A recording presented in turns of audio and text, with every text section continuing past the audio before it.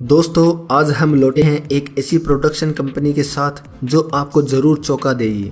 आप सभी को पटाखे काफ़ी पसंद होंगे और आप में से कई सारे लोग उन्हें दिवाली में फोड़ते भी होंगे।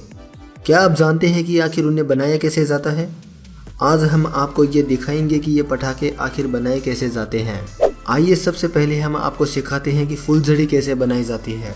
दोस्तों, फुलझड़ी सबसे आम पटाखों में से एक है जिसे बच्चों से लेकर बूढ़ों तक उनके साथ हर कोई खेलता है। तो चलिए जानते हैं कि वो आखिर बनाई कैसे जाती है। सबसे पहले एक बड़ी लकड़ी में तांबे के तारों को घुसाया जाता है। इसके लिए वो तारों को एक लकड़ी से बने सांचे में डालते हैं और फिर दूसरी लकड़ी से उसे पैक कर देते हैं। बाद में इन सभी को लॉक के जरिए पैक किया जाता है जो कुछ इस तरह दिखाई देता है।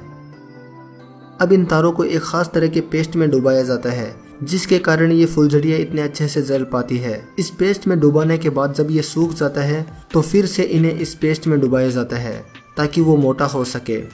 अब अच्छे से मोटा होने के बाद इनके ऊपर मैग्नीशियम का पाउडर डाला जाता है। इसको सूखने के लिए कम से कम 2 से 3 दिन का समय लगता है। ये वही पाउडर है जो जलने के बाद कुछ इस तरह जलता है। अब इन्हें निकाल कर एक जगह इकट्ठा किया जाता है। इनकी साइज कुछ सेंटीमीटर से लेकर 1 फुट तक हो सकती है। फिर इसके बाद इनको गिनकर कार्डबोर्ड में पैक किया जाता है। दोस्तों, अब हम आपको बताते हैं कि सूतली बम कैसे तैयार किया जाता है। दोस्तों, ये पटाखा उन पटाखों में से एक है जो फूटने के बाद सबसे तेज आवाज करता है। आप में से ज्यादातर लोगों ने इसे जरूर फोड़ा होगा। तो चलिए जानते हैं कि आखिर इन्हें बनाया कैसे जाता है। सबसे पहले इन कार्डबोर्ड के बॉक्सेस में बारूद को भरा जाता है। फिर इसके बाद इसके ऊपर सूतली को बांधा जाता है। जब अंदर का बारूद जलकर बाहर निकलने की कोशिश करते हैं तब यही सूतली अंदर प्रेशर क्रिएट करती है। उससे काफी जोर से धमाका होता है। इसीलिए इस पटाखे का नाम सूतली बम पड़ा है। सूतली बांधने के बाद इन्हें कुछ समय के लिए सूखने के लिए रखा जाता है। फिर इसके बाद इन पर हरा रंग चढ़ाया जाता है। ये कलर कुछ ही घंटों में सूख जाता है। फिर इन पटाखों को अंदर लाया जाता है और सुई की मदद से इनमें छेद किया जाता है। फिर इस छेद में फ्यूज को अंदर घुसाया जाता है जो पटाखे को फोड़ने में मदद करता है। फिर इसके बाद इनके ऊपर एक लेबल लगाया जाता है जो इस फ्यूज को पकड़े रखता है। अब इनको बेचने के लिए पैक किया जाता है। आइए अब हम आपको बताते हैं कि लाल पटाखे कैसे बनाए जाते हैं। दोस्तों, लाल पटाखे बहुत आम होते हैं और ये सस्ते भी बहुत आते हैं।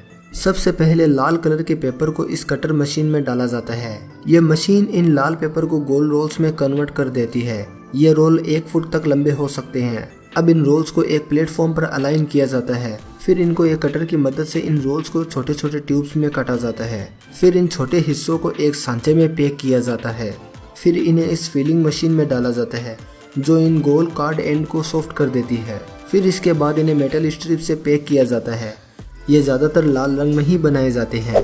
जो ज़्यादा और बड़े पावरफुल पटाखे होते हैं उन्हें कई सारे न्यूज़पेपर को एक साथ रोल किया जाता है जो और ज़्यादा प्रेशर क्रिएट करते हैं। इनके भी रोल्स बनने के बाद इन्हें भी छोटे छोटे हिस्सों में काटकर इनकी फाइलिंग की जाती है। अब इन सबको रोल बनाकर इन्हें पैक करके रखा जाता है। अब इन्हें बड़े एक सेट से छोटे 2 सेट में कन्वर्ट किया जाता है। हमारे भारत में ये सारी प्रोसेस हाथों से ही की जाती है। इनकी कटिंग से लेकर इनकी पेपर रोलिंग भी हाथों से ही की जाती है। बाद में इन रोल्स के ऊपर टिश्यू पेपर चढ़ाया जाता है।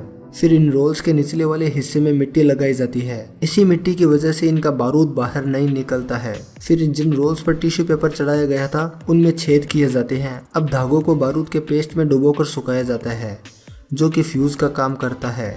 अब इन फ्यूज को छोटे हिस्सों में काटा जाता है। इन रोल्स में फिर गन पाउडर भरा जाता है। यह गन पाउडर डिसाइड करते हैं कि धमाका बड़ा होगा या फिर छोटा। ये फ्यूज इन पटाखों के ऊपर लगाए जाते हैं। अब एक शख्स इन पटाखों को इन मेटल स्ट्रिप से बाहर निकालता है। अब लोग एक एक करके इनके लड़े हाथों से बनाते हैं। अब सबसे आखिर में इनको छोटे छोटे पार्ट्स में पैक किया जाता है या फिर इन्हें बड़े बड़े रोल्स में पैक किया जाता है। दोस्तों, आइए हम आपको सिखाते हैं कि रॉकेट कैसे बनाया जाता है। दोस्तों, रॉकेट के बिना हर एक फंक्शन अधूरा रहता है। सबसे पहले बड़े बड़े कार्डबोर्ड की शीट को इस मशीन से गोल आकार में काटा जाता है। फिर मोटे वाले कार्डबोर्ड को रोल किया जाता है। अब इन सबको प्लेटफॉर्म पर रखकर चिपकाया जाता है।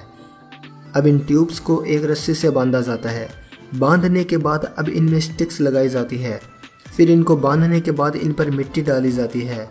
अब एक प्रेसिंग मशीन के जरिए इनको सील किया जाता है। अब इन रोल्स में छेद किए जाते हैं। छेद किए जाने के बाद अब इनमें फ्यूज डाला जाता है। फ्यूज डालने के बाद इनको 30 से 40 के सेट में इनको अलाइन किया जाता है। अब इन सब में ऊपर से बारूद डाला जाता है। पहले कटे हुए कार्डबोर्ड को इनमें डाला जाता है। अब इनके ऊपर फिर से बारूद डाला जाता है, जिसे हम डबल शॉट कहते हैं। एक रॉकेट को पावर देकर उड़ाने के लिए और दूसरा ऊपर फूटने के लिए। अब इन्हें पैक किया जाता है और बेचने के लिए आगे भेज दिया जाता है। दोस्तों, ये वीडियो आपको कैसा लगा हमें कमेंट बॉक्स में ज़रूर बताइएगा। दोस्तों, वीडियो को लाइक और शेयर करना बिल्कुल ना भूलें।